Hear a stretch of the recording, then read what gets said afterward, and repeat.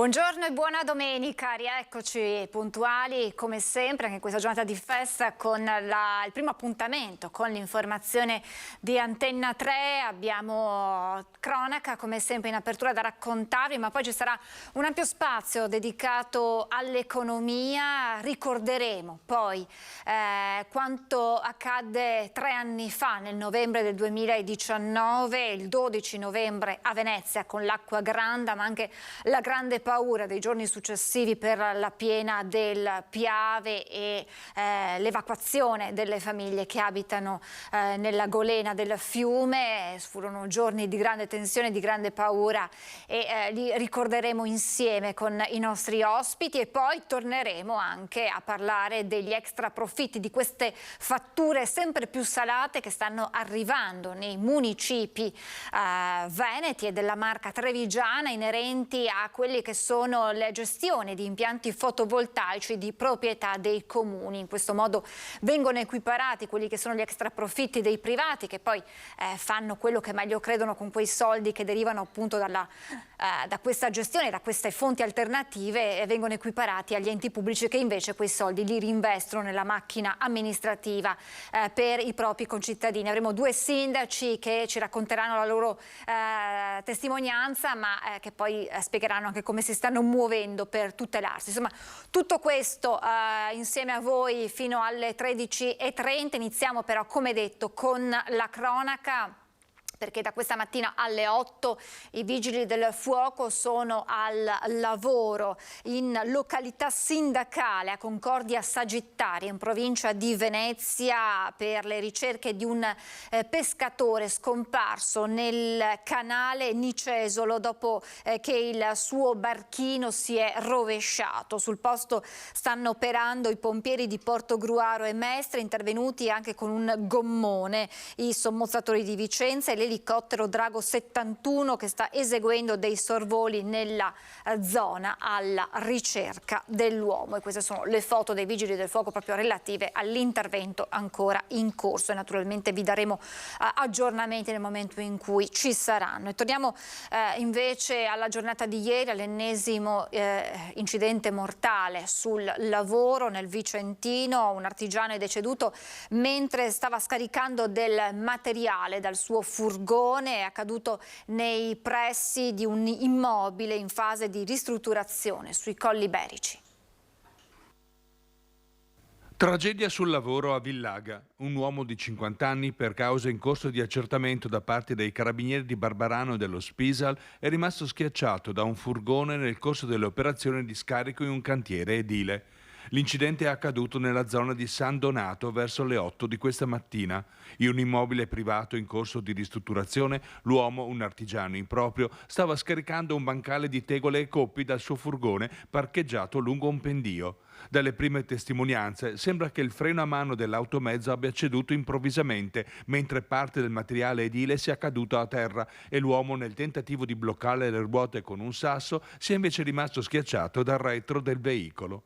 La vittima è un 50enne di origine albanese, residente nel vicino comune di Castagnero.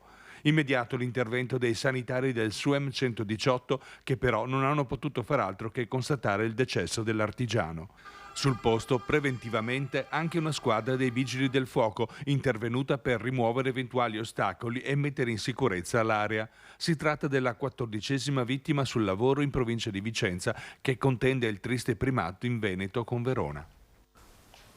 Nessuno invece fortunatamente è rimasto ferito ieri dal crollo di una gru a Padova, gru che poi si è fermata su una siepe. Per i residenti della zona sembrava una scossa di terremoto.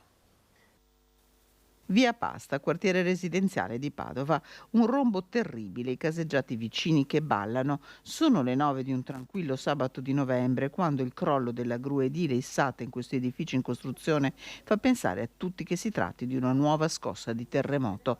Bastano pochi attimi per capire quanto è accaduto, con la gru e il suo carico di tubi paurosamente appoggiata sulla siepe del vicino condominio. In questo momento la gru è stata imbragata e sollevata, ma è davvero impressionante vedere come abbia sfiorato nella caduta questi palazzi che sono a ridosso dell'edificio in costruzione. Immediato l'intervento dei vigili del fuoco con gli uomini dello Spisal e la polizia locale.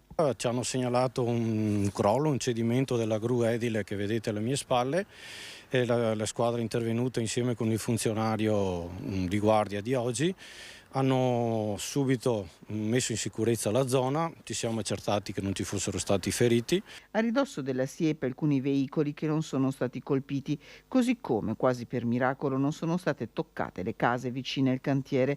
Per garantire le operazioni di messa in sicurezza sul posto anche i responsabili dell'azienda costruttrice, la polizia locale ha interdetto l'accesso a via Pasta. Le cause sono al vaglio dei tecnici dello Spisal che stanno appurando appunto cosa può essere successo, la dinamica dell'evento. In questo momento però la gru è in sicurezza. Assolutamente sì. La stanno richiudendo e è stata rimessa nella posizione originaria. E adesso un fenomeno sempre più in aumento alle porte di Treviso, denunciato dagli agricoltori, furti di frutta e verdura da parte di chi non riesce ad arrivare a fine mese perché lo stipendio o la pensione non bastano per pagare le bollette o per fare la spesa al supermercato. Furti in campo. Un grosso problema che si è riscontrato e si sta riscontrando non solo sul discorso radicchio in questo periodo, ma è un po' tutta l'estate. Noi facciamo prettamente in estate zucchine e lì possiamo constatarlo giorno per giorno. Sorriso amaro per questo giovane coltivatore. Da mesi combatte con le quotidiane sottrazioni di prodotti in campo. Una situazione per certi versi sempre esistita, ma che con la crisi energetica e l'aumento delle bollette è letteralmente esplosa. La crisi sta acuendo un po' tutto questo discorso dei furti. E quelle poche persone che siamo riusciti a fermare con le mani nel sacco erano qualche persona anziana, persone che comunque non arrivano magari alla fine del mese, quindi ovviamente pur di mangiare qualcosa passano per le campagne. Si parla di ammanchi anche del 40%, in una situazione davvero complicata per gli agricoltori. Ennesimo segnale di come anche da noi l'aumento del costo della vita metta le fasce più deboli nella condizione di non arrivare a fine del mese. Così magari vergognandosi un po', pur di mangiare, si prende la bicicletta e si va a rubare nei campi. Noi siamo in una zona che oltre all'orticoltura è molto sviluppato anche il discorso della frutta, mele, pere, kiwi. L'altro giorno ho avuto un incontro in campo con un vicino e lui praticamente produce kiwi, anche kiwi giallo, quindi prodotto abbastanza di nicchia, e lì ha avuto delle grosse perdite. Si trova gente dentro tutte le ore, magari verso sera quando incomincia a scendere un po' il sole vanno. E basta l'esempio dell'ultimo impianto messo in produzione da Mauro Premier per capire come la situazione sia diventata insostenibile. E sull'ultimo che è entrato in produzione quest'anno non l'abbiamo neanche raccolto perché vicino a una strada, quindi hanno raccolto gli altri per noi. Andiamo a Mestre, dove è successo l'ennesimo fatto di sangue, di violenza. Inizialmente si pensava ad una rapina, invece poi si è rivelata essere l'ennesima aggressione con accoltellamento per motivi di spaccio. È accaduto ieri mattina in una zona calda della città, nei pressi di Via Piave. Rissa con accoltellamento, un ferito alla testa in modo non grave. Questo è il bilancio della violenta aggressione accaduta qui in via Dante, a 2 passi dal sottopasso definito della morte per via degli spacciatori della droga presente, ed è stata proprio la droga la ragione del contendere tra i 4 spacciatori, di cui 2 rimasti feriti. Il fatto questa mattina verso le 8 a 2 passi dalla stazione dei treni di Mestre. L'aggressione per questioni di spaccio è avvenuta vicino all'unico albergo presente, dove nessuno però vuole parlare. No, io italiano poco. No. Just in English, you prefer to speak in English? No, please. Hai visto qualcosa? No, non ho visto io. Ma questa è una zona un po' pericolosa? Non lo so, questo tu vedi quale. Subito sul posto le volanti della polizia, che hanno circondato e bloccato la strada, con i poliziotti insieme ai medici del SUEM intervenuti per soccorrere i 2 feriti, di cui uno, come già detto, alla testa, dopo essere stato aggredito con un'arma da taglio, probabilmente un taglierino, e ora ricoverato all'ospedale di Mestre. L'accoltellamento di questa mattina, avvenuto a pochi giorni da quello di via Ale Leardi, sempre a Mestre, dove un italiano di 24 anni è stato accoltellato in modo grave soltanto per essere intervenuto per sedare una violenta lite, sempre tra spacciatori, in un bar. Sempre qui in via Dante, a giugno scorso, un 25enne in sella alla sua bici è stato investito e ucciso in pieno giorno da un 36enne trevigiano che guidava l'auto sotto l'effetto della droga appena acquistata in loco. Stamattina l'ennesimo violento episodio legato al degrado e alla criminalità, cui i residenti sono costretti a subire in silenzio e inermi. Voltiamo pagina. Ieri importante appuntamento nel Trevigiano Mogliano Veneto con gli industriali, presente anche il numero uno degli industriali Bonomi, tanti temi affrontati, uno su tutti quello delle trivellazioni in Alto Adriatico. Tra l'altro ieri pomeriggio c'è stato l'atteso, annunciato incontro tra il ministro Urso e il presidente del Veneto Zaia. Si è arrivati ad un tavolo tecnico che vedrà il confronto tra Regione da una parte e Ministero dall'altra. Dunque di fatto in questo momento sospese le possibili future estrazioni. Di questo aveva parlato proprio anche Bonomi a Mogliano, aveva parlato anche di molto altro. Allora sentiamo le sue parole. Credo che nel provvedimento sia stata identificata una zona oltre 18 km dalla costa, quindi dovrebbe scongiurare quegli effetti di bradisismo che preoccupano. Credo che abbiamo ricevuto tutti le bollette di conguaglio delle spese condominiali. Non c'è una famiglia italiana che non è stata colpita. Noi negli anni 90 avevamo una produzione nazionale di 20 miliardi di metri cubi. Oggi siamo a poco più di 2. Credo che poter pensare di avere un ulteriore impulso della produzione nazionale in sicurezza sia nell'interesse di tutto il Paese.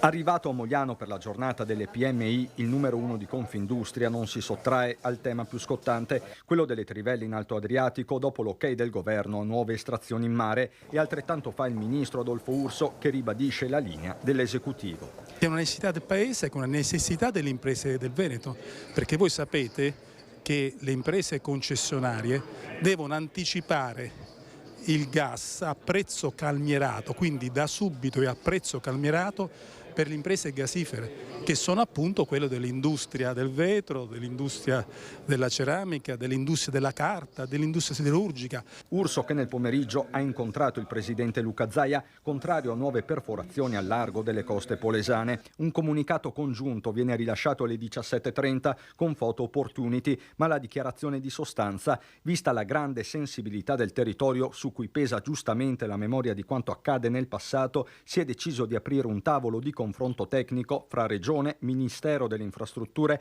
e Ministero dell'Ambiente, con la finalità di verificare tutti gli aspetti inerenti alla problematica delle estrazioni. Queste le parole che sembrano di fatto segnare una sospensione di nuove attività, almeno per il momento. Nel pomeriggio le parole del ministro leghista Salvini: troveremo una soluzione. Ma a Mogliano il leader degli industriali parla anche del nuovo decreto aiuti, promuovendolo in parte. Restano i timori sul nuovo superbonus, contro cui si sono scagliati in giornata i costruttori. Bonomi, pur perplesso, getta acqua sul fuoco. Le dichiarazioni però che sono state fatte dal ministro Giorgetti, che sono quelle di comunque continuare a sostenere il settore, ci tranquillizzano. Resta più in generale la richiesta di sempre, il taglio alle tasse sul lavoro. Ci sono i margini, dice Bonomi, con il ministro Urso che risponde a stretto giro: il taglio del cuneo fiscale sarà per 2/3 per il lavoratore e 1/3 per l'azienda. Noi andremo in quella direzione gradualmente, man mano che sarà possibile, compatibile con le risorse pubbliche. E nel decreto aiuti quater, l'ultimo varato dal governo, c'è anche un intervento per quanto riguarda il superbonus, che ha dato un importante vigore a tutto il settore edile, che è l'unico in questo momento, dai dati che stanno arrivando, che tiene nonostante la crisi. Ebbene, arriva l'allarme di ANCE Venezia: con questa revisione del superbonus molti cantieri rischiano di non partire mai. Sentiamo le parole del presidente di ANCE Venezia. Presidente, a che punto siamo con il 110%? Beh, siamo un po' al solito punto, ovvero il governo cambia le carte in tavola e fa degli atti retroattivi che creano solo confusione e preoccupazione. Con la riduzione del super bonus dal 110% al 90% nessuno farà più niente. Salteranno un sacco di lavori preparatori, ma le parcelle dei professionisti saranno comunque da pagare. Per il presidente dei costruttori edili della provincia veneziana, tanti che stavano per scegliere il super bonus si apprestano a fare retromarcia. Senza l'acquisto del credito io credo che si fermerà un po' tutto. La gente non ha il denaro oggi per fare investimenti sulla casa. C'è il caro bollette, sappiamo benissimo le difficoltà dei cittadini. Grazie al super bonus il Veneto ha registrato più di 40.000 asseverazioni per un totale complessivo di 5,5 miliardi di euro di investimenti. Per la provincia di Venezia si parla di più di 1 miliardo di euro, vale a dire il 20-22% del valore regionale. Noi abbiamo avuto un aumento delle maestranze, una diminuzione delle chiusure delle imprese, basta andare a guardare i dati. Abbiamo perso negli anni passati 600.000 posti di lavoro, con i bonus ne abbiamo riguadagnati 260.000. E allora iniziamo da qui, ma abbiamo molti temi da affrontare insieme a Matteo Ribon, direttore CNA Veneto. Buongiorno direttore, grazie per essere con noi, buona domenica. Buongiorno a lei e a tutti i telespettatori.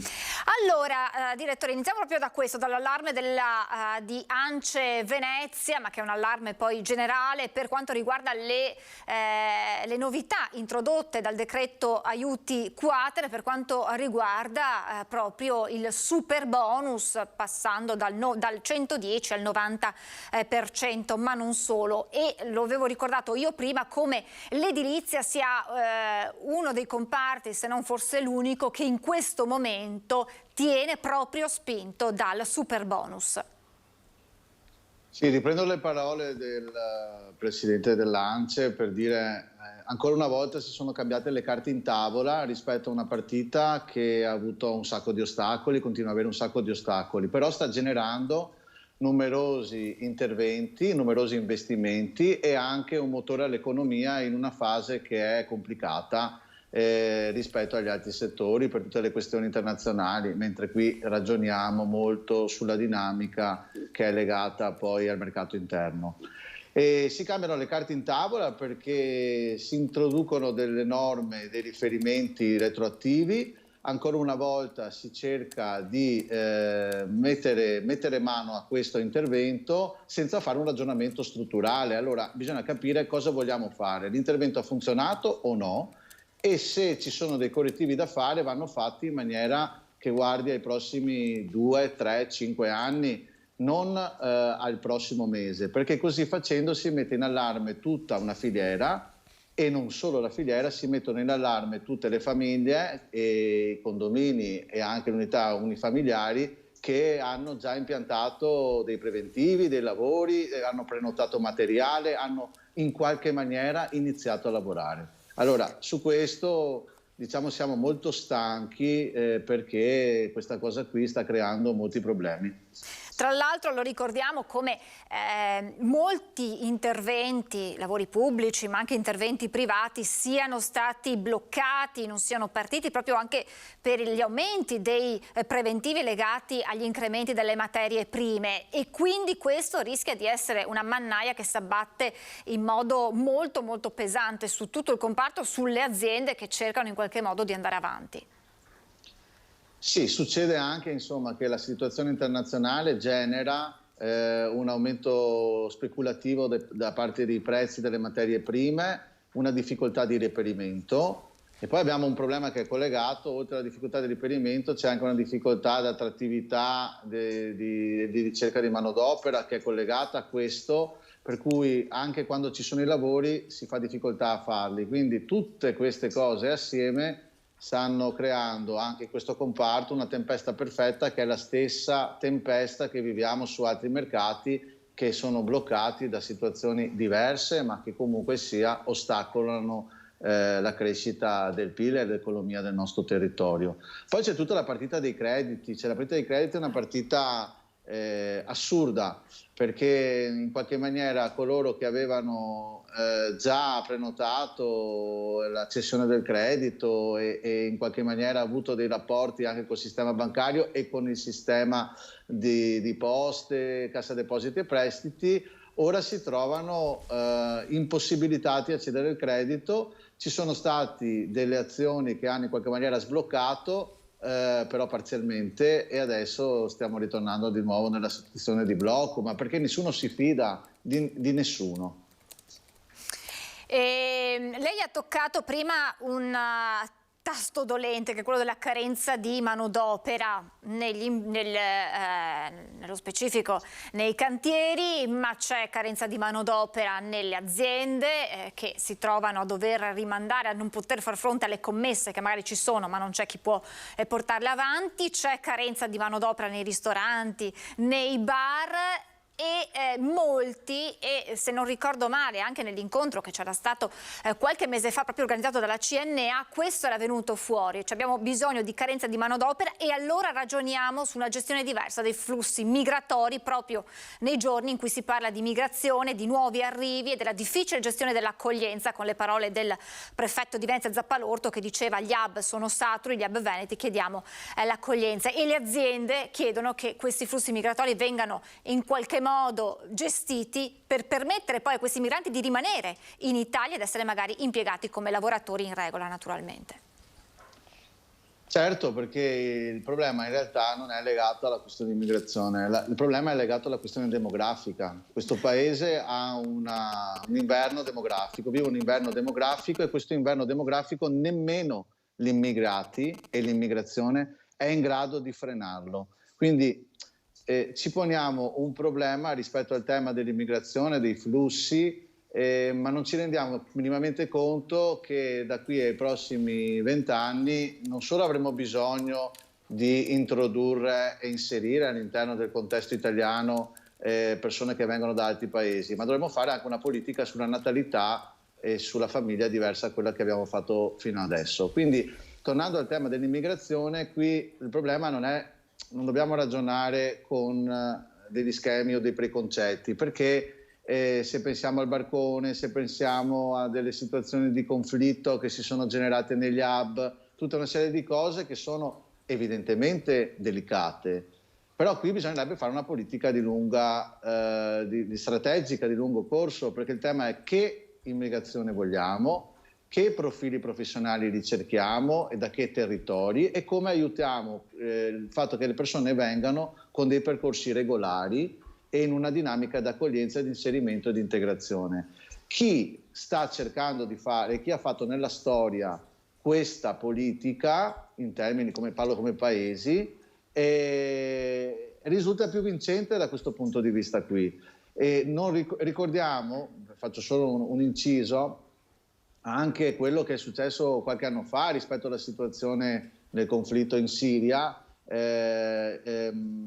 rispetto all'attrattività che ha avuto la Germania dei profughi siriani, che poi sono stati impiegati all'interno delle industrie tedesche con un inserimento di manodopera che poi è diventata qualificata e che in qualche maniera ha aiutato l'economia del paese. Quindi o ragioniamo bene su questo tema senza preconcetti, o probabilmente rischiamo di fare una non azione, e questo genererà anche un problema per tutto il tessuto produttivo, perché ogni richiesta che viene fatta in questi mesi, in questi anni, di manodopera qualificata, per il 50% cade a vuoto.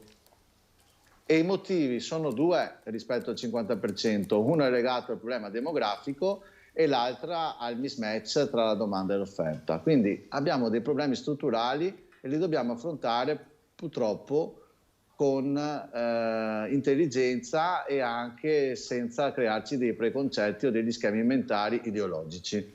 Adesso userò un termine bruttissimo, ma parliamo di una migrazione controllata, selezionata in base a quelle che sono le esigenze?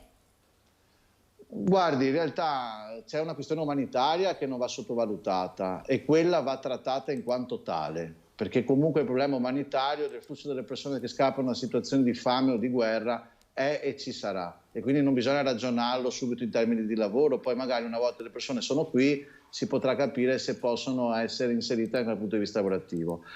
L'altra parte dell'immigrazione invece deve essere controllata, perché tutti i paesi, prendiamo l'Australia non entra nessuno se non ha una qualifica specifica in base alle richieste del territorio.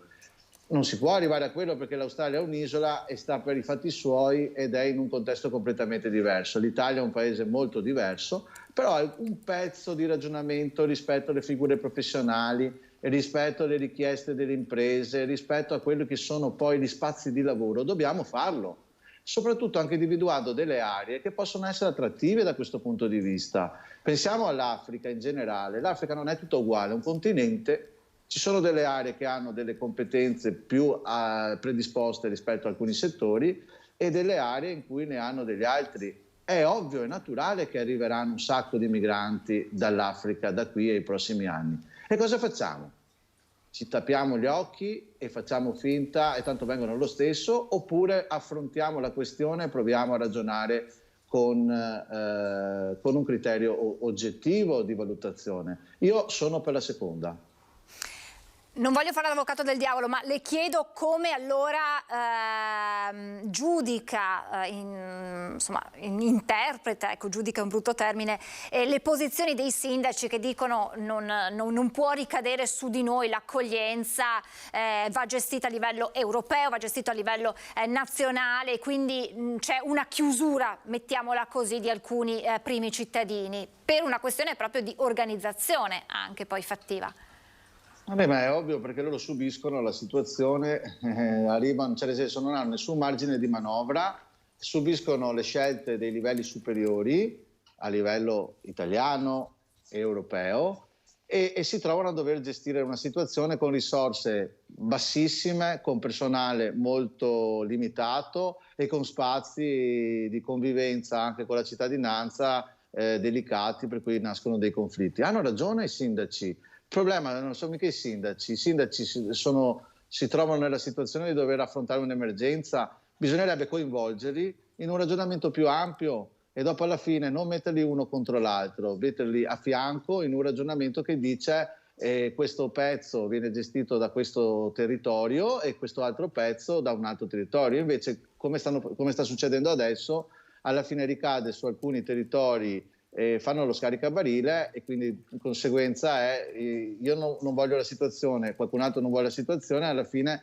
la situazione in qualche maniera viene imposta ingiustamente. Quindi capisco le esigenze dei sindaci, ma bisognerebbe metterli in una condizione partecipata per affrontare la questione, altrimenti si trovano a subirla e non va bene né per loro né per i cittadini di quel territorio lì e neanche per i migranti, perché in realtà i migranti si trovano comunque anche loro in una condizione di essere spinti da una parte all'altra come se fossero dei pacchi postali che non sono. Certo, assolutamente, ci si rifà poi al discorso che lei giustamente aveva fatto all'inizio.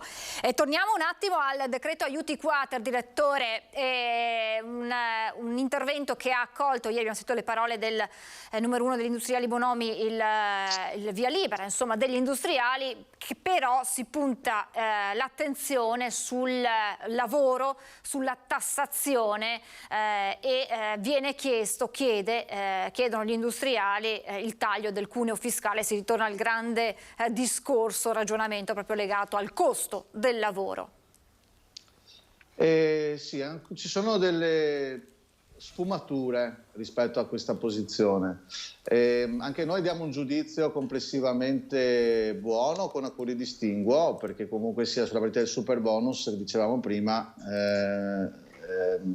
siamo perfettamente d'accordo sul fatto che si stia facendo un ulteriore pasticcio e bisognerebbe ragionare diversamente. Siamo molto d'accordo sull'incentivo per quanto riguarda gli ambiti energetici, l'aiuto alle bollette e anche l'azione che viene fatta rispetto ai premi o comunque il sostegno detassato che può essere dato ai lavoratori in busta paga entro la fine dell'anno. È vero che bisogna abbattere il costo del lavoro, ma io dico un'altra cosa: bisognerebbe detassare, defiscalizzare la contrattazione, soprattutto quella di secondo livello.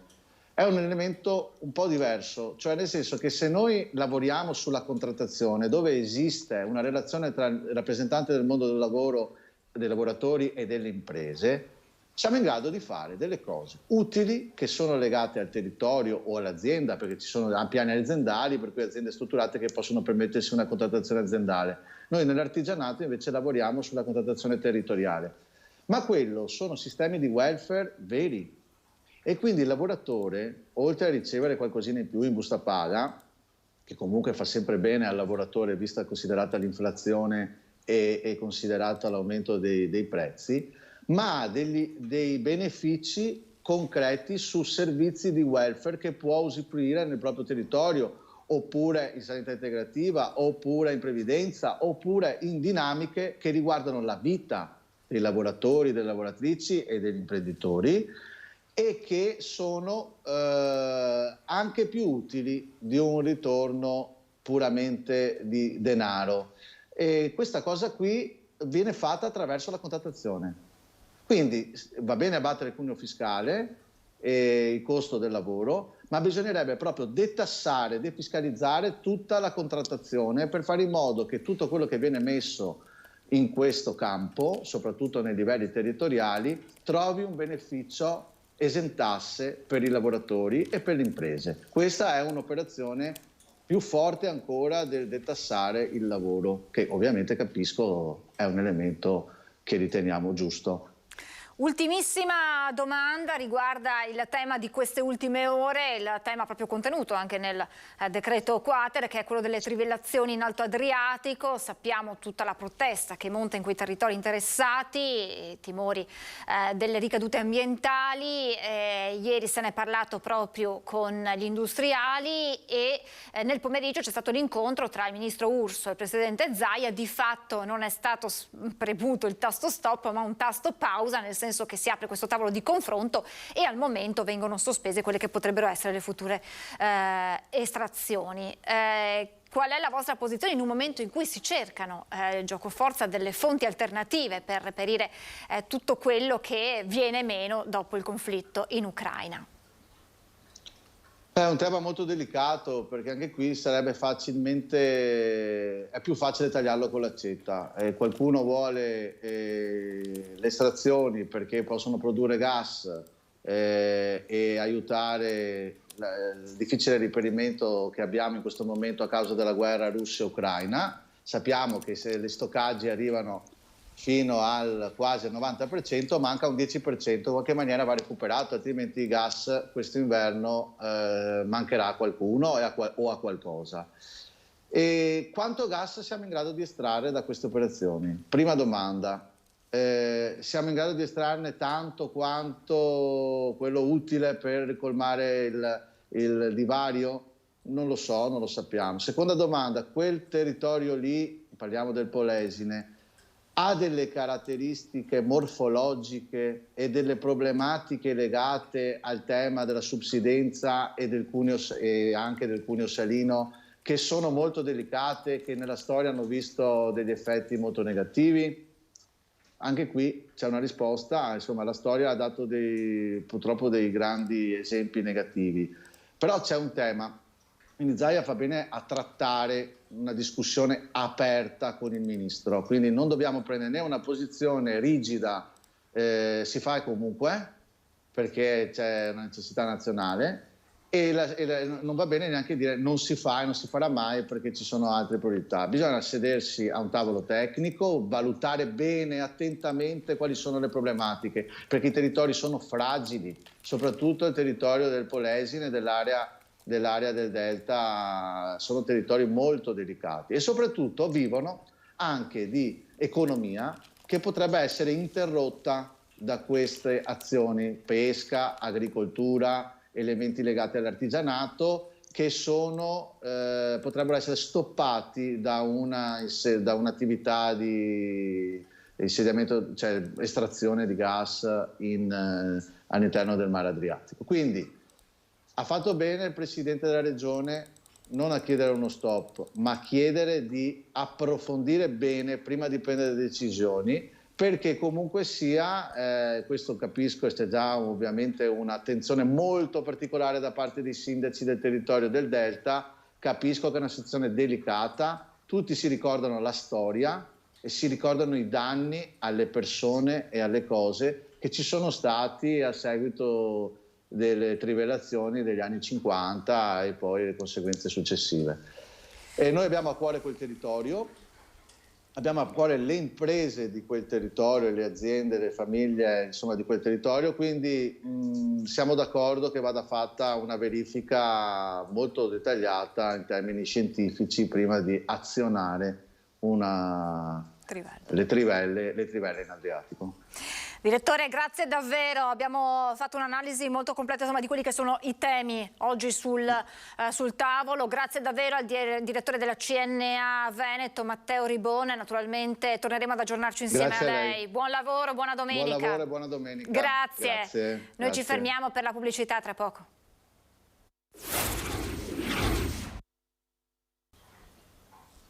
Rieccoci in diretta, mi ha raggiunto, la saluto, grazie a Paola Roma, sindaco di Ponte di Piave, presidente dell'Associazione Comuni Marca Trevigiana. Buongiorno sindaco, buona domenica. Buongiorno Francesco, buongiorno a tutti. Allora sindaco, iniziamo subito facendo un po' il punto, ne abbiamo parlato prima con il direttore della CNA dei migranti, sappiamo esserci stato questo allarme lanciato dal prefetto di Venezia Zappalorto che ha detto gli hub veneti sono ormai saturi, e quindi ha lanciato un appello, ha detto siamo pronti ad accogliere qualsiasi proposta ci arrivi dai territori, e quindi questa accoglienza diffusa. Sappiamo però che i comuni hanno detto possiamo, ma fino ad un certo punto possiamo accoglierli, perché non può ricadere sul territorio una gestione che deve essere nazionale e ancor di più europea. Sì, soprattutto non si può essere sempre in emergenza e sicuramente va fatta anche una pianificazione. I territori, i comuni non hanno a disposizione nemmeno gli alloggi per quello che riguarda le risposte alle famiglie, quindi ai nostri cittadini che in questa situazione,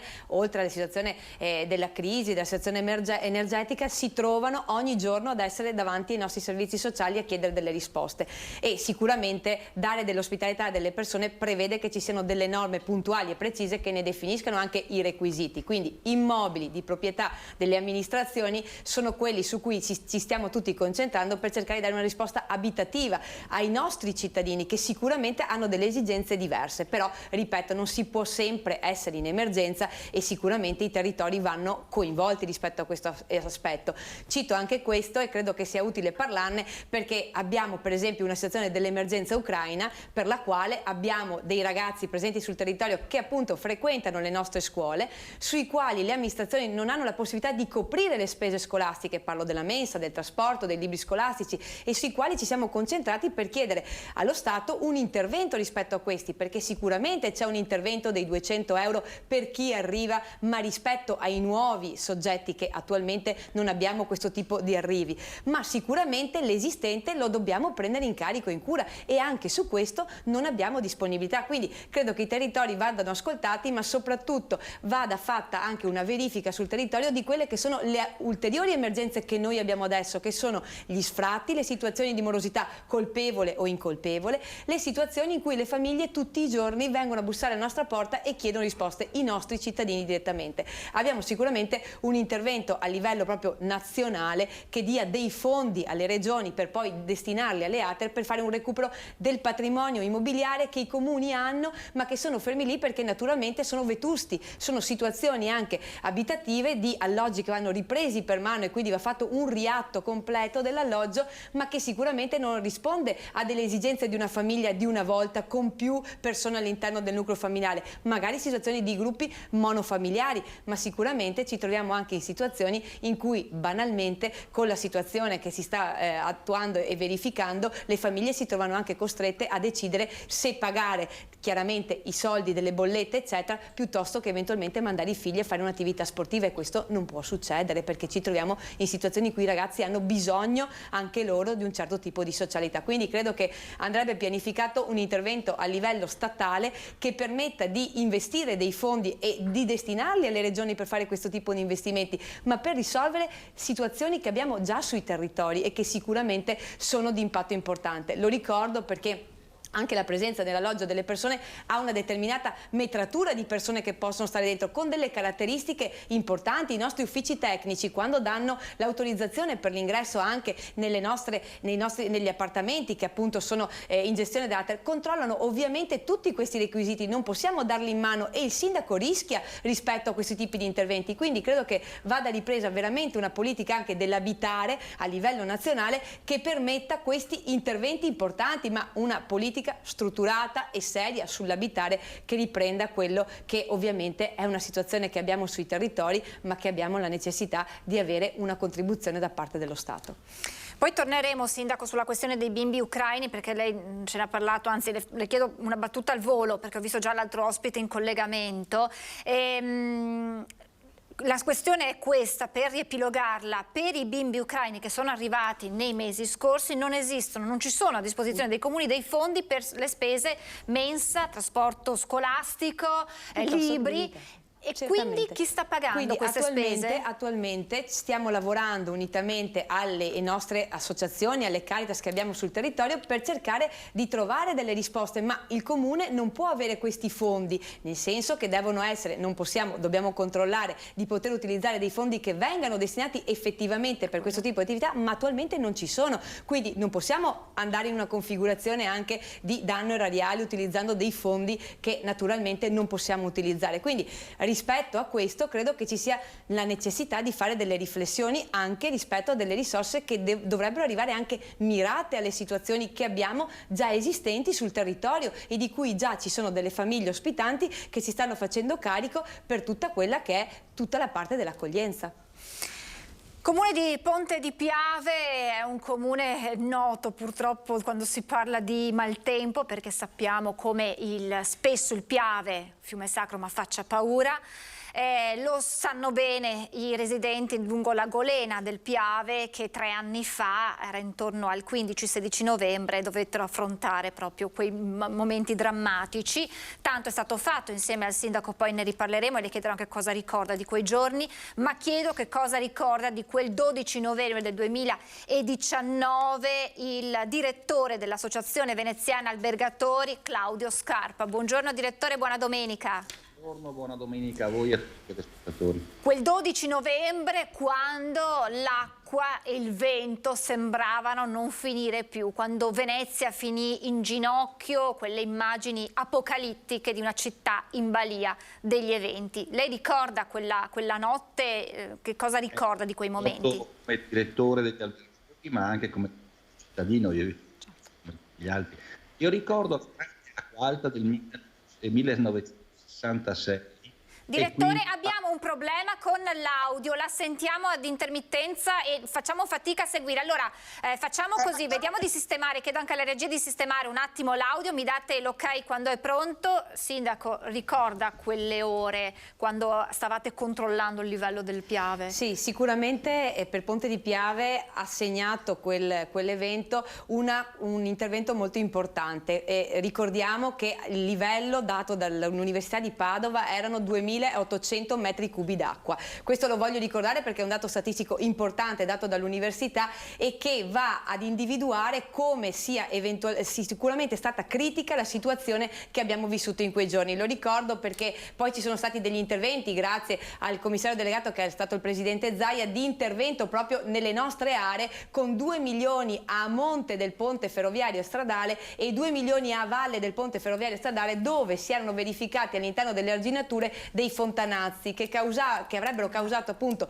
oltre al cedimento dell'argine, anche l'ingresso dell'acqua all'interno del centro di Ponte di Piave. Quindi sicuramente questi interventi che sono stati fatti di rialzo arginale, in quanto dalla frazione al capoluogo c'erano appunto dei dislivelli, sia stato fatto anche un intervento di jet grouting, cioè di inserimento all'interno proprio della sponda di questo materiale proprio collegato al fatto che non possa cedere appunto la parte di arginatura. Questo è importante perché oltre a questo sono stati fatti ulteriori interventi di rimozione dei tronchi, dei rami, degli alberi che erano arrivati durante la piena, ma soprattutto anche quella rimozione del materiale litoide che viene a presentarsi in ogni situazione. Vicino proprio al ponte stradale, ultimamente grazie alla Regione del Veneto, l'intervento importante di RFI con 2,5 milioni di intervento, è stato fatto un intervento nel ponte ferroviario proprio all'altezza dei piloni, perché ce lo ricordiamo quel 2018 in cui il ponte ferroviario si è fermato per garantire la sicurezza, ma anche quello stradale successivamente,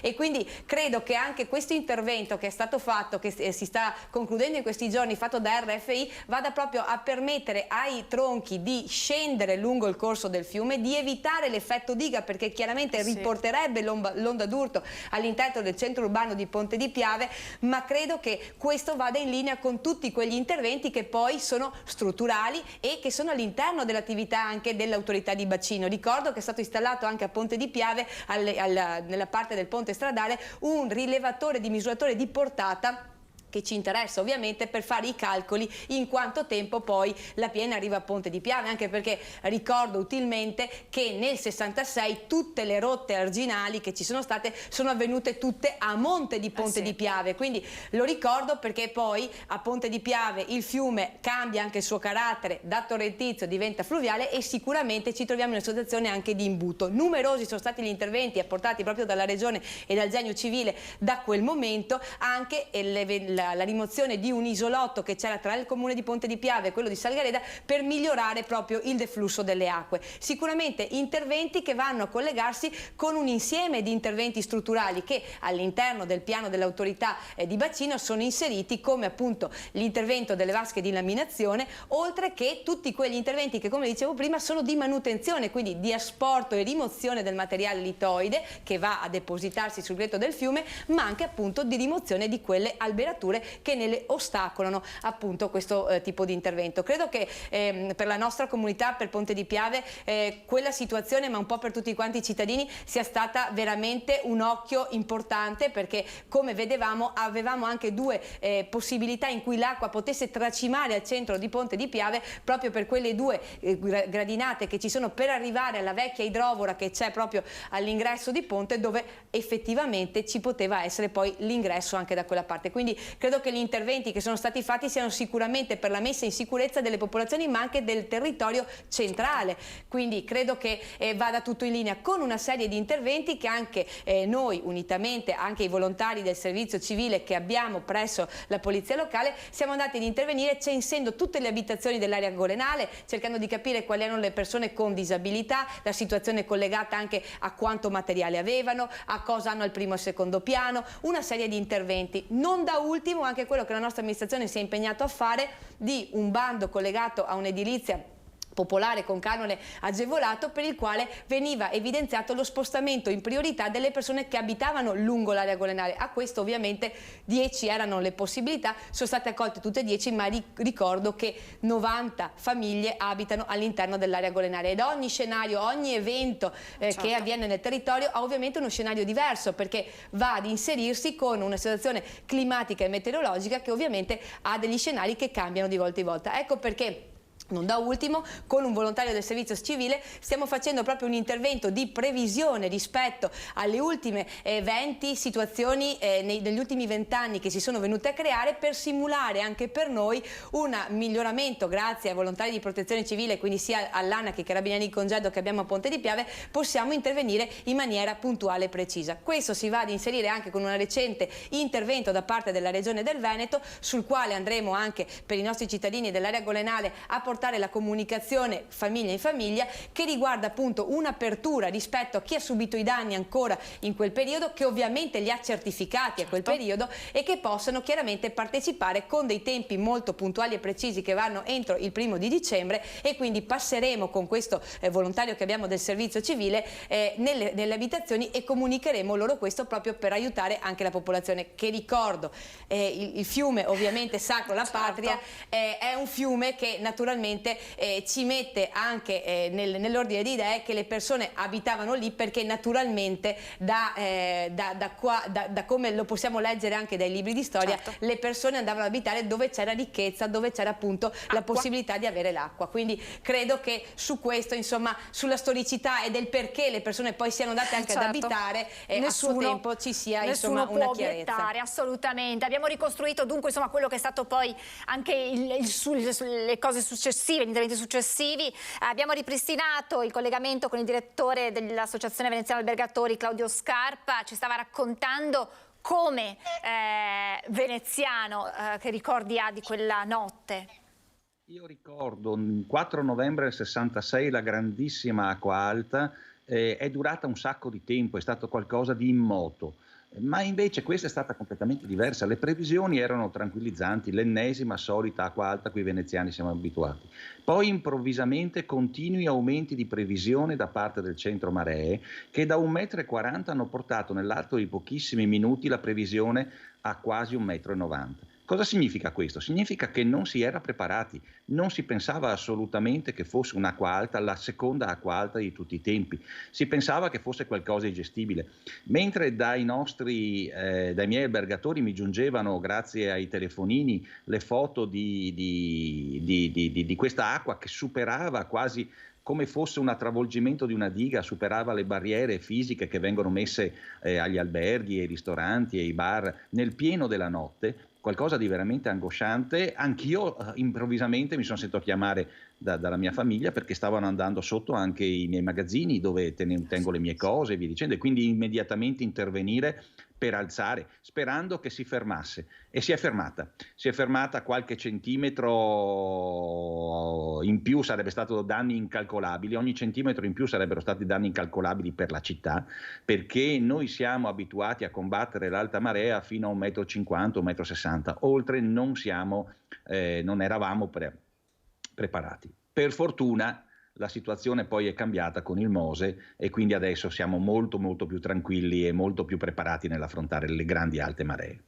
Il problema è stato poi l'effetto successivo, anche quello mediatico di comunicazione, perché ricordiamo che per la città di Venezia quell'evento ha segnato l'inizio di un periodo complicato, perché poi si è vissuto su quel ricordo anche dal punto di vista turistico, poi è arrivata la pandemia e questo si è sommato ad una situazione davvero difficile. Quello della comunicazione è stato il problema più pesante per quanto riguarda voi, per quanto riguarda il sistema turistico veneziano, nel far passare il messaggio, veicolare il messaggio giusto. Venezia vive solo di turismo, quindi è un problema per tutta l'economia cittadina, diretta o indiretta.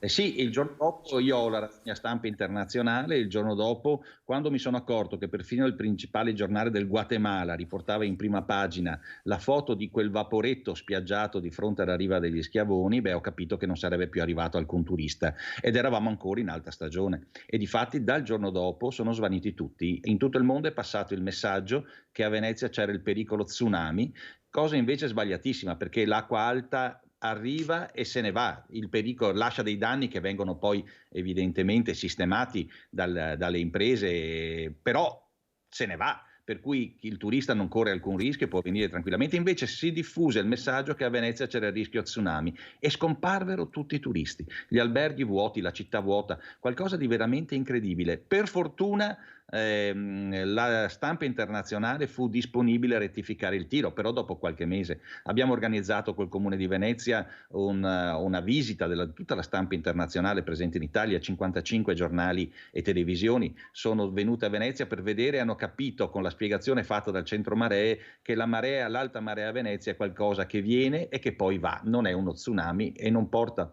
danni tali da poter impedire la visita alla città. Ecco, subito dopo aver fatto questa operazione, che ebbe un bellissimo successo perché su tutti i giornali internazionali uscì una correzione e quindi un invito a venire a Venezia, subito dopo è giunta la pandemia e quindi voi capite che per noi, per Venezia, la pandemia è stata soltanto il continuum rispetto a una situazione già molto grave che si era creata con l'alta marea. Possiamo dire però, direttore, che adesso ci sono voluti 3 anni, ma insomma la situazione fortunatamente sta ritornando alle giornate di una Venezia vissuta, verrebbe da dire anche presa d'assalto, perché abbiamo negli occhi le immagini del 1° novembre, del ponte del 1° novembre, insomma di una città vissuta dai turisti. Che previsioni ci sono per il prossimo ponte dell'8 dicembre, ma anche poi per quelle che saranno le festività di Natale, di Capodanno? Avete già qualche dato in mano? Allora, prima di tutto vorrei dire una cosa. Al di là delle polemiche su inchieste e via dicendo, il Mose tecnicamente funziona, Venezia adesso è sicura, non abbiamo più problemi di acqua alta. Se c'è una previsione di un'acqua alta importante, si alza il Mose e la città rimane totalmente all'asciutto. Quindi rassicuro chi volesse visitare Venezia, è il periodo delle alte maree, ma a Venezia alte maree non ce ne saranno. Ha fatto bene a sottolinearlo per chi ci guarda, in modo che questo poi venga anche diffuso al di fuori del territorio veneto, perché insomma noi veneti ormai ne abbiamo imparato a conoscere il Mose. Speriamo arrivi anche distante questo suo messaggio molto chiaro. Grazie. A distante. La cosa che volevo dire è che sicuramente è stata una stagione altamente positiva, c'è una grandissima voglia da parte della gente di recuperare, di divertirsi, recuperare il tempo perso. Da aprile fino ad oggi è stato un galoppare infinito da parte degli alberghi in termini di crescita di fatturato, in termini di crescita dei tassi di occupazione, e la cosa molto bella è che la cosa non finisce qui, nel senso che abbiamo previsione di altissima tasso di occupazione con prezzi adeguati, per fortuna, perché dobbiamo pagare il sovrapprezzo energetico, fino al 30 di novembre. Però i primi segnali che ho colto proprio venerdì, prima di lasciare l'ufficio, sentendo alcuni albergatori, è che anche dicembre pare sia positivo. Quindi immagino che il ponte dell'8 dicembre vedrà una Venezia piena, invasa ancora. Dopodiché sull'invasa possiamo dire 1000 cose, nel senso che io preferisco i problemi dell'overtourism piuttosto la Venezia durante la pandemia vuota, dove si vedevano animali di ogni tipo che di solito si vedono nelle paludi e via dicendo, si vedevano girare per il Canal Grande, unici abitatori del Canal Grande, dove non c'era più nessuno. Ecco, allora io preferisco l'overtourism rispetto a questo, però detto questo, anche questa invasione, chiamiamola così, è sicuramente un fenomeno da gestire, perché la città è fragile, lo sappiamo tutti questo. E quindi il ticket d'ingresso deve essere attuato il prima possibile, visto che adesso si parla di posticipare nei tempi, probabilmente estate 2023, ma insomma ci sono ancora degli aspetti da chiarire prima di farlo entrare in vigore, farlo pagare o meno ai veneti, insomma c'è tutto un discorso. Voi che cosa auspicate per questo ticket d'ingresso? Stavo arrivando proprio a questo, esattamente. Immaginavo. Allora, il sindaco ha fatto bene a rinviare. Ha fatto benissimo a rinviare, perché un provvedimento epocale come questo va strutturato bene.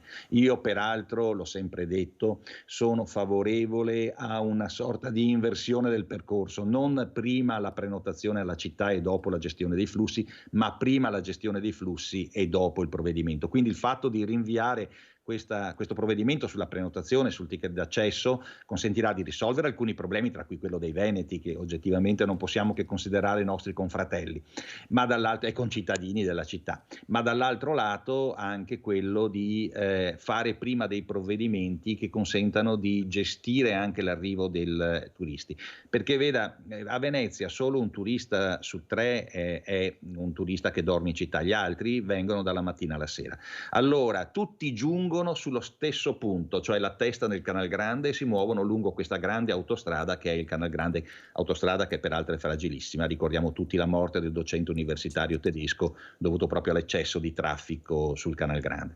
Ecco, allora si tratta di dire che chi giunge dalla mattina alla sera, questa è la mia opinione personale naturalmente, o come associazione veneziana albergatori, si ferma sulla gronda lagunare e giunge in città da altri punti d'ingresso.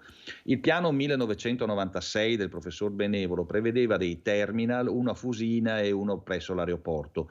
Quello di Fusina si entrava attraverso l'area della Marittima Zattere, che è un'area più distante, diciamo così, dal Ponte della Libertà, dal ponte che collega Venezia con la terraferma, e quello dell'aeroporto invece si giungeva attraverso la zona nord, che è quella delle fondamenta nuove, Arsenale.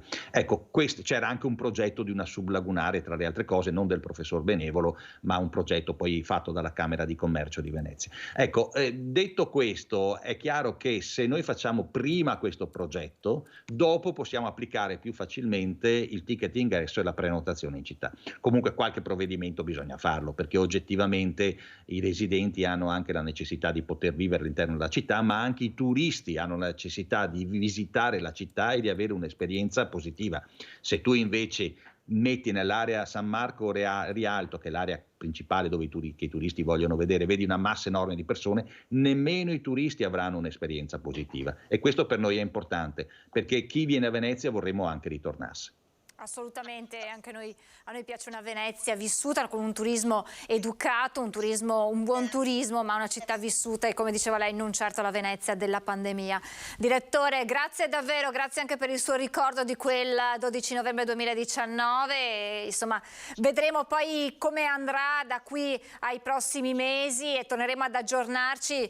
L'ultima battuta al volo, direttore, lei ha detto con prezzi insomma giusti, ecco, perché questo caro bollette pesa in modo significativo anche per voi albergatori.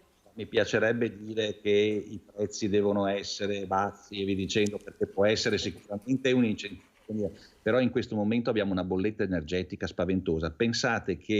Deve pensare che dal 5% dei costi la bolletta energetica è passata al 25% dei costi ed è in aumento, e quindi gli albergatori in qualche maniera devono far fronte a questo aumento dei costi, che non è soltanto quello diretto, cioè della bolletta energetica e del gas, ma è anche quello indiretto. Pensi solo alle lavanderie, che sono aziende energivore che puliscono le lenzuola, la biancheria degli alberghi, che ormai fanno contratti in cui collegano il prezzo alla borsa valori di Amsterdam. Allora lei capisce che in questa situazione in cui non c'è certezza di nessun tipo, l'albergatore deve poter avere un fatturato tale da poter sopportare questi costi. Ma speriamo che questa situazione si risolva. Mi pare che anche a livello internazionale ormai la situazione sia una tale situazione di stallo che sicuramente trattative di pace tra Ucraina e Russia nei prossimi mesi ci saranno, e speriamo che nella primavera dell'anno prossimo questo problema sia solo un vecchio ricordo. Assolutamente, ce lo auguriamo davvero tutti, poter archiviare questi anni davvero molto molto complicati per tanti punti di vista. Grazie davvero direttore, il direttore dell'Associazione Veneziana Albergatori Claudio Scarpa, buona domenica, buon lavoro e torneremo ad aggiornarci presto. Grazie. Grazie a voi e buona giornata a tutti. Grazie davvero. E adesso io saluto, perché l'ho visto in collegamento, il sindaco di Vittorio Veneto, eccolo qui, buongiorno Antonio Miatto, buona domenica sindaco. Allora, sindaco, stiamo aspettando che si colleghi anche la sua collega di Fontanelle, perché c'è un tema, sindaco Roma, poi ne parleremo, capiremo anche come l'associazione può muoversi, che cosa è fattibile con i comuni, perché sindaco Miatto, succede che in questi giorni, e l'allarme per primo l'ha lanciato il sindaco, eccola qui, la vedo collegata anche il sindaco di Fontanelle, Maurina Sessolo. Grazie sindaco, buongiorno, buona domenica anche a lei. Allora, cosa succede? L'abbiamo lanciato proprio dalle nostre telecamere, dai nostri telegiornali, il sindaco di Farra di Soligo Perencin, che ha lanciato questo allarme, ha ricevuto una fattura relativa agli extra profitti derivanti dall'utilizzo di impianti fotovoltaici di proprietà dei comuni. Sto facendo un riepilogo, lo sto cercando di rendere il più fruibile possibile per i nostri telespettatori. Succede quindi che con il decreto Sostegni Ter gli extra profitti dei privati vengano equiparati a quelli dei pubblici, del pubblico, comuni che poi quegli extra profitti li avrebbero reinvestiti, messi a bilancio per opere pubbliche, per il sociale, insomma per i propri concittadini. Ora quei soldi i comuni si trovano costretti a restituirli. I sindaci di Fontanelle e Vittorio Veneto hanno visto proprio il nostro servizio, hanno preso in mano il telefono, hanno chiamato il sindaco di Farra di Soligo per fare insomma comunità di fronte a questo che è un problema che in Italia riguarda 1200 comuni. Sindaco Sessolo, che fattura le è arrivata? Sì, allora anche a noi appunto ci è arrivata a metà di ottobre una fattura pari, 3 fatture per un totale di quasi 170.000 euro. un totale che va, diciamo, a colpire 4 dei nostri impianti che superano appunto i 20 kW, quindi ne abbiamo 3 parchi fotovoltaici, 2 per una potenza di quasi 400 kW e 2 insomma un po' più bassi di potenza. Però le fatture appunto sono di quasi 100. Si è bloccato un attimo il collegamento con il sindaco, con la sindaca Sessolo, allora vediamo di ripristinarlo e allora la stessa domanda la faccio a lei, sindaco Miatto. Sì, anche Vittorio Veneto è alle prese con queste problematiche. Vittorio Veneto è anche abbastanza dotato in termini di fotovoltaico perché da una dozzina d'anni noi abbiamo fatto 7 impianti fotovoltaici, di cui uno, il più grande di tutti, che è praticamente da 1000 kW di potenza e sta rendendo sempre molto bene. Noi produciamo circa 1.300.000 kWh l'anno e per gran parte di questi siamo obbligati a venderli proprio per le dimensioni che ha l'impianto più grosso. Li vendiamo a un prezzo che all'inizio girava sui 10 centesimi a kilowattora, poi il GSE ha ridotto questo valore perché lo ascrive a un prezzo medio predeterminato che nel nostro caso si aggira sui 4 centesimi e 7. Naturalmente il PUM ultimamente ha fatto balzi enormi, ha moltiplicato fino a quasi a 10 il valore di ogni kilowattora e quindi questo comporta per noi un maggiore incasso che ci viene tolto. Ora, secondo noi non è corretto che questa manovra venga fatta per i comuni, per gli enti pubblici che non sono a fine di lucro, non è che a fronte di questo abbassamento artificiale del prezzo, del costo di ogni kilowattora corrisponda una minor bolletta nei nostri acquisti e quindi è profondamente ingiusto che ci si comporti così. Noi abbiamo resistito, stiamo resistendo. Addirittura ci arrivano fatture di soldi neanche mai erogati, quindi ci sono anche questioni di incostituzionalità nell'operare del GSE e del governo. Quindi noi al momento stiamo resistendo, speriamo che l'azione abbia un seguito, speriamo naturalmente che i prezzi si stabilizzino perché è del tutto anomalo quello che sta succedendo. Che fatture avete ricevuto, sindaco? Ma l'ultima era di 182.000, però su un totale, perché il tempo passa e gli impianti lavorano, penso che supereremo il 500.000 da rendere, ovvero sia, ultimamente non ce li erogano, quindi non c'è niente da rendere, ma nell'interregno tra il prima e l'oggi ci sono dei soldi da rendere. E appunto stiamo resistendo. Voi state resistendo, anche il sindaco Perencina ha detto al momento io non ho intenzione di pagarli, aspetto che il governo dia una risposta. Avete fatto ricorso, sindaco Miatto? Certamente sì, siamo stati fra i primi a farlo. Ho avuto interlocuzioni anche con la collega di Fontanelle che appunto ci siamo chiariti le idee e abbiamo visto qual era forse il migliore dei modi per agire. Noi siamo intervenuti subito con ricorso. Sindaco Sessolo, il sindaco Perencin ci diceva io sono costretto a fare una variazione di bilancio per far fronte a queste richieste e tra l'altro soldi che avrei messo a bilancio per degli interventi che adesso resteranno in un cassetto. Che cosa succede per Fontanelle alla luce di questa fattura così pesante?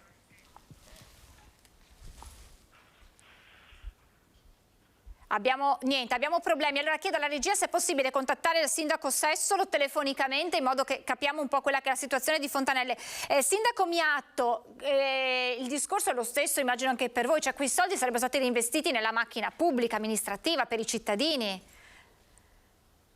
Ma noi facevamo conto appunto anche di questo maggior guadagno per girarlo sul riscaldamento, che anche quello è un altro capitolo che vede moltiplicare per n i costi storici e quindi il maggior utile che avremmo avuto dal fotovoltaico ci sarebbe stato utile per coprire la bolletta del riscaldamento, sempre nella speranza che l'Occidente smetta di impiccarsi con la finanza che moltiplica i valori in campo sia nei cantieri per fare le opere pubbliche che nelle forniture energetiche.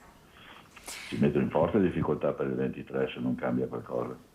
Tutti i comuni penso siano purtroppo presi in questo modo. Che cosa si aspetta? Qual è la sua speranza adesso?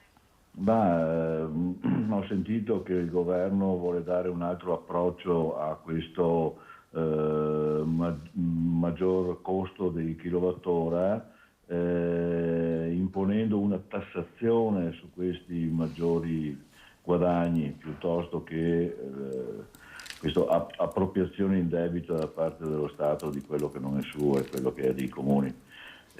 Comunque ci auguriamo tutti quanti che ci sia una normalizzazione dei prezzi, altrimenti non si riesce ad amministrare in questo sistema. Rischia di fermarsi la macchina pubblica, Sindaco? C'è il rischio default, dice l'ANCI nazionale. Ma non so se sia il caso di abituarci di fare quello che fanno in metà paese dove i comuni sono tutti quanti in default. Noi siamo abituati a tenere i conti in ordine e siamo in ordine, non vorremmo smettere questa buona pratica. Certo che se i costi dell'energia, i costi dei cantieri saranno ancora per lungo tempo così, è chiaro che non si potrà più amministrare come siamo abituati a fare. Sindaco, grazie davvero, grazie mille per la sua testimonianza. Torneremo ad aggiornarci per capire che seguito avrà questo ricorso che avete presentato, per capire poi se altri comuni si aggregheranno a voi, se si farà massa comune contro questo. Grazie davvero, la lascio ai suoi impegni familiari di domenica. Grazie al Sindaco Antonio Miatto, grazie davvero Sindaco, grazie, buona domenica. Abbiamo invece recuperato il Sindaco, la Sindaca di Fontanelle. Le chiedo, Sindaco, questi soldi immagino che sarebbero stati reinvestiti nella macchina comunale, quello che diceva anche il Sindaco Miatto.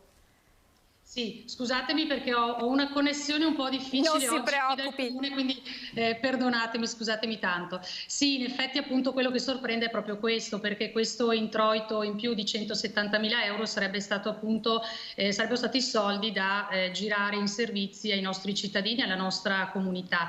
Pertanto vederceli togliere così con una fattura arrivata a metà ottobre per essere poi pagata entro fine di ottobre, certo è difficile anche per il bilancio stesso, mette in difficoltà i bilanci comunali.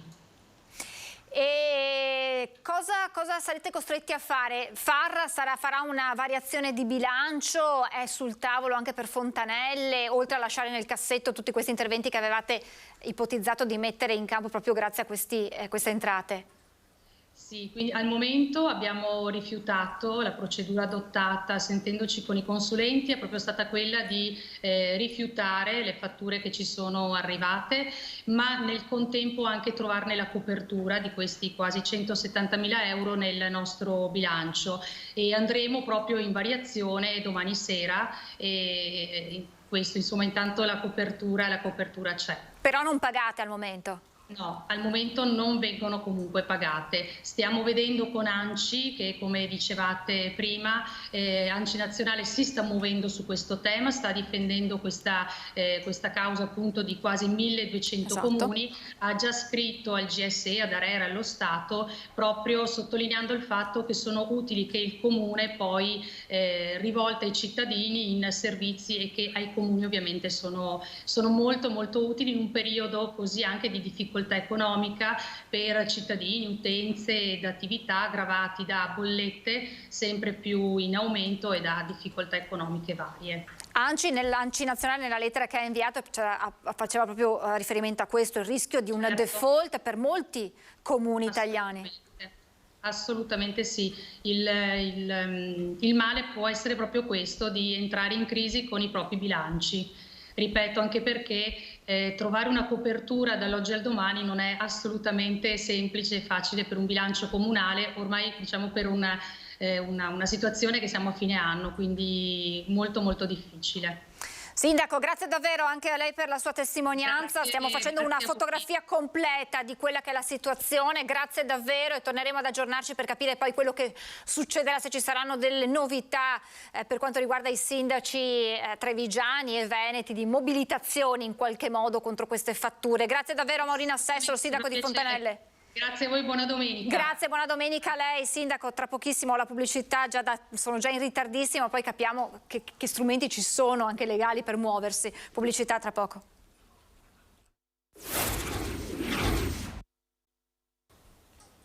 Eccoci in diretta insieme al sindaco Paola Roma, presidente Associazione Comuni Marca Trevigiana. Sindaco, che strumenti normativi ci sono per questi sindaci che stanno vedendo arrivare queste fatture relative agli extraprofitti di impianti di proprietà del comune? Ma sicuramente credo che sia l'iniziativa che con ANCI nazionale, ma anche attraverso appunto i sindaci sia di Vittorio Veneto, proprio con il ricorso, proprio per motivi formali, sia una delle strade più importanti, anche perché si tratta di andare a verificare sotto il profilo della illegittimità del provvedimento, perché comparare il pubblico al privato significherebbe anche andare contro all'articolo 3 della Costituzione. Quindi certo che il GSE risponde a una normativa nazionale dello Stato e quindi non può essere sicuramente fatta una class action perché si rifà a quella normativa, ma serve invece una legge dello Stato e questa utilmente con un motivo di ricorso va anche ad essere asseverata da un intervento di questo tipo, una legge dello Stato che appunto individui, proprio perché anche i comuni rispetto a questo,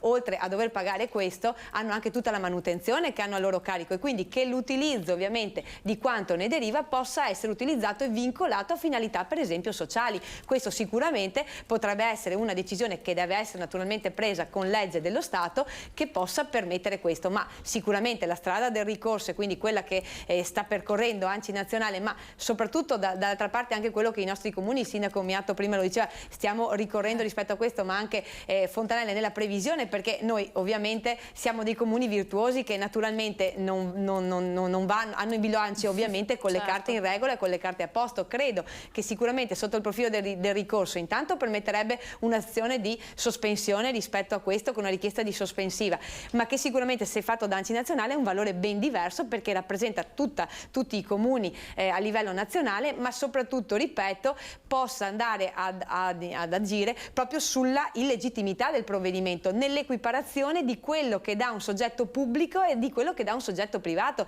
perché vincolare magari questi interventi per quanto riguarda gli enti locali a un intervento sotto il profilo sociale credo che sia una buona intervento proprio a livello di capitolo che possa permettere anche un utilizzo di questo tipo, ma sicuramente è l'unica maniera intanto diciamo per cercare di agire anche in maniera compatta e di squadra. Proprio capisco i sindaci perché anche nel mio comune non abbiamo situazioni di questo tipo perché il fotovoltaico che abbiamo serve per l'autosostentamento, quindi c'è questo tipo di intervento e quindi non si è intervenuti con un parco fotovoltaico dove invece è presente in questi comuni. Però d'altro lato siamo alla fine di novembre, l'ultima variazione di bilancio la possiamo fare entro la fine di novembre e quindi sicuramente non è una situazione agevole perché ci troviamo oltre a questo e con gli ulteriori spese da aver messo a bilancio proprio in previsione dei costi sia energetici, perché ricordo anche dei pagamenti delle bollette delle strutture comunali, delle strutture che sono anche quelle sportive del comune,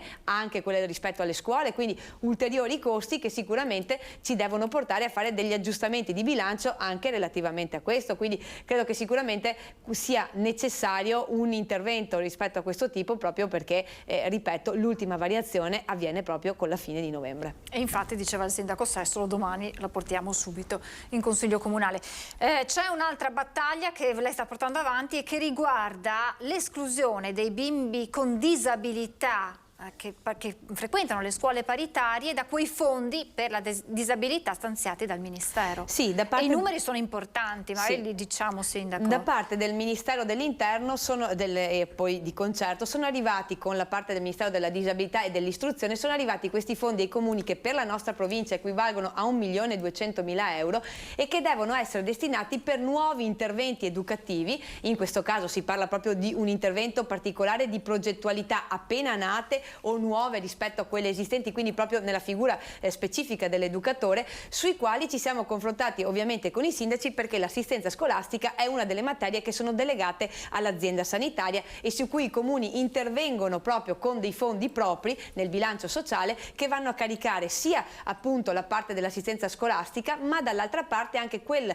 sostegno che diamo a livello scolastico anche a tutti quei ragazzi che hanno una disabilità collegata alla cecità piuttosto che ai sordi. Ecco che questo tipo di interventi sicuramente vanno a migliorare sotto questo piano l'intervento a livello generale, con ovviamente queste figure specifiche. Chiaramente nel decreto che ha concesso appunto questo tipo di intervento si è andati a verificare i comuni e comunque diciamo i numeri del MEF che individuano il numero di bambini riferiti a questo tipo di intervento.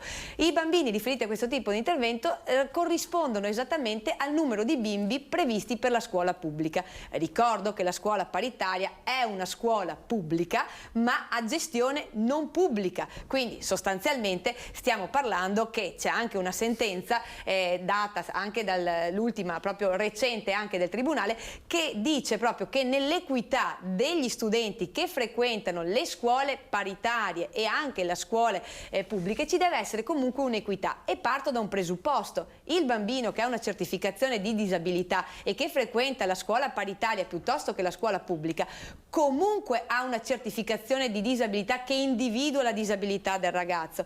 Ecco che quello che noi siamo andati a chiedere, e qui ringrazio proprio del lavoro che è stato fatto anche da parte del gruppo di lavoro del centro studi Marca Trevigiana, ma anche da parte della provveditore agli studi, la dottoressa Sardella, ma da parte anche dell'azienda sanitaria, e ringrazio in questo contesto proprio il direttore dottor Benazzi e la dottoressa Basso, l'avvocato Varotto, che stanno seguendo col dottor Rigoli la progettualità, proprio perché andiamo ad intervenire in una sfera che va ad identificare questi ragazzi che abbisognano comunque di un'assistenza. E voglio dire, nel momento in cui arrivano questi fondi, giustamente noi non possiamo fare uno scrimine tra i ragazzi che frequentano comunque un servizio di assistenza scolastica. Quindi abbiamo chiesto unitamente a Mario Conte, presidente ANCI Veneto, la possibilità che venga inserita già da quest'anno, e quindi con un intervento da parte del Ministero, questi fondi collegati a questi ragazzi che rimarrebbero esclusi. Ricordo che le scuole paritarie che ci sono all'interno della nostra provincia, oltre alla FISM, attraverso la quale, grazie anche a loro e li ringrazio per i dati che ci hanno fornito rispetto ai ragazzi che frequentano le loro scuole, abbiamo circa 200 ragazzi, senza pensare a tutte le altre paritarie che comunque ci sono nella nostra provincia. Quindi è un problema che è comunque collegato a una valutazione che non è solo della nostra provincia, ma dell'intera regione del Veneto, e oltre a noi altre regioni che hanno queste peculiarità. Ma il concetto di base è che se un bambino ha una certificazione di disabilità, lo è nella scuola paritaria come lo è nella scuola pubblica. Quindi quello che noi chiediamo è che possano essere considerati anche questi numeri di questi bambini, e quindi di avere le fonti di finanziamento anche per questo tipo di intervento, che ci permetterebbe ovviamente di mettere a sistema tutto un intervento strutturale molto importante. Ricordo che è un fondo che probabilmente diventerà strutturale, ma che al momento sta vedendo appunto tutti noi comuni andare proprio ad individuare nell'azienda sanitaria che attualmente gestisce in maniera delegata da parte delle amministrazioni questo tipo di servizio, perché lo spezzettamento è anche il monte importante del 1,2 milioni, ma frammentato, altrimenti non avrebbe portato un beneficio strutturale all'interno della nostra provincia. Quindi già un lavoro di squadra che si sta facendo con l'azienda sanitaria e con i comuni rispetto a questo. Dall'altra parte ci sentiamo di dire che rispetto a questo c'è una progettualità ovviamente della FISM, ma come delle scuole paritarie, che dobbiamo sostenere. È una peculiarità che abbiamo, ma questo sicuramente è un requisito che va ovviamente a creare una disuguaglianza, e sulla disabilità, sulla certificazione non ci può essere disuguaglianza, perché quella è la certificazione in cui viene riconosciuta la situazione di disabilità del ragazzo. Quindi fondamentalmente quello che stiamo chiedendo è un intervento appunto ministeriale che possa inserire già da quest'anno questo tipo di fondi che andrebbero appunto per la nostra provincia ad avere questi numeri di ragazzi, ma che sicuramente è un fondo importante, perché se diventerà strutturale sicuramente darà dei benefici importanti alle nostre comunità, ma soprattutto aggredire quella fascia con una nuova professionalità che è quella dell'educatore, che ricordo la Regione del Veneto con l'assessore Lanzarin ha portato in una DGR in sperimentazione già a febbraio, su cui anche la nostra conferenza dei sindaci è intervenuta con una previsione di intervento. E quindi credo che questo significhi dare anche rispetto ad un territorio che comunque lavora di squadra, anche perché i numeri dei bambini che noi abbiamo sul nostro territorio, grazie a FISM, e ringrazio la Presidente Rubinato ma anche i suoi tecnici che ci hanno dato, parliamo di 15.000 alunni delle scuole paritarie FISM ai confronti dei 5.300 che ci sono nella scuola pubblica. Quindi credo che dovremmo sicuramente fare una riflessione. Preciso per ultimo che questo fondo interviene per i ragazzi appunto delle scuole dell'infanzia, delle primarie e delle secondarie di primo grado, ed è fondamentale perché nei nostri comuni appunto abbiamo questa fascia di soggetti, anche questa fascia di scuole che rispondono anche nei territori più piccoli a questo tipo di interventi. Sindaco, grazie mille, abbiamo fatto tardi, grazie a Paola Roma, sindaco di Ponte di Piave, grazie a voi per averci seguito, buona domenica.